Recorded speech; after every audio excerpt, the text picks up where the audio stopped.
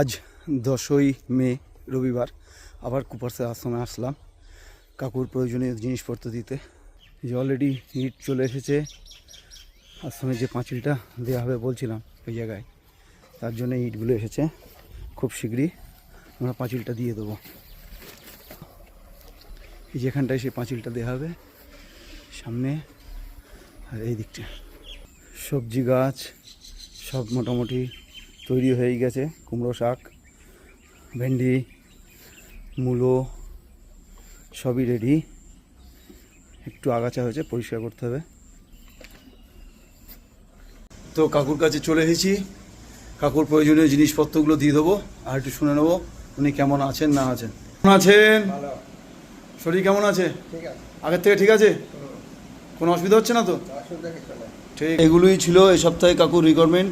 কিছু সবজি, বিস্কুট আর একটু মশলাপাতি আর মুড়ি তো থাকেই। তো এগুলোই ওনার দরকার ছিল এই সপ্তাহে, সেগুলো আমি দিয়ে গেলাম ওনাকে। একটা ভালো জিনিস দেখাই, পুকুরটা যারা দেখাশুনো করতো তারা পুকুরের মাছ ধরে নিচ্ছে। তো সেই মাছ ধরার জন্য পুকুরের জলটাকে পুরো ছেঁচে দিচ্ছে ওরা। হ্যাঁ, তো অলরেডি মোটর চলছে, আওয়াজ শুনতে পাচ্ছেন। তো আপনাদের দেখাই, এই দেখুন মোটর চলছে। এই পুকুরের জল অনেকটা উঠে গেছে, এবার ওরা মাছগুলো ধরে নেবে। তো চলুন ওদের দেখাই ওরা কি মাছ ধরলো, সেটাও দেখানোর চেষ্টা করছে। এই যে মাছ উঠেছে কিছু, এখনো কিছুই ওঠেনি। এইসব মাছগুলো এই পুকুর থেকে ধরা হয়েছে।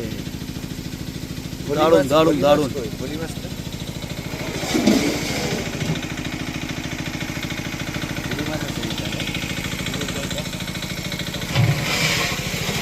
কই মাছ, কই মাছ এগুলো,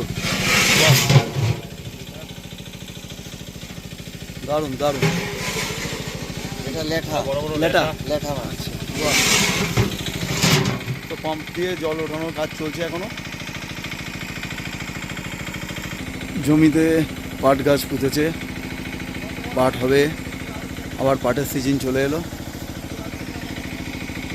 এই দেখুন সবুজে সবুজ পুরো একেবারে।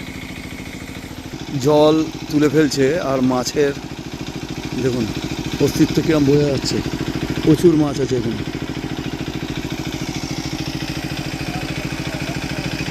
দারুণ দারুণ দারুণ। আর একটা ভালো জিনিস আপনাদের দেখাই, এই দেখুন আশ্রমের পাশেই, এই যে আশ্রমের গেট, তার পাশেই একটা জবা গাছ আছে।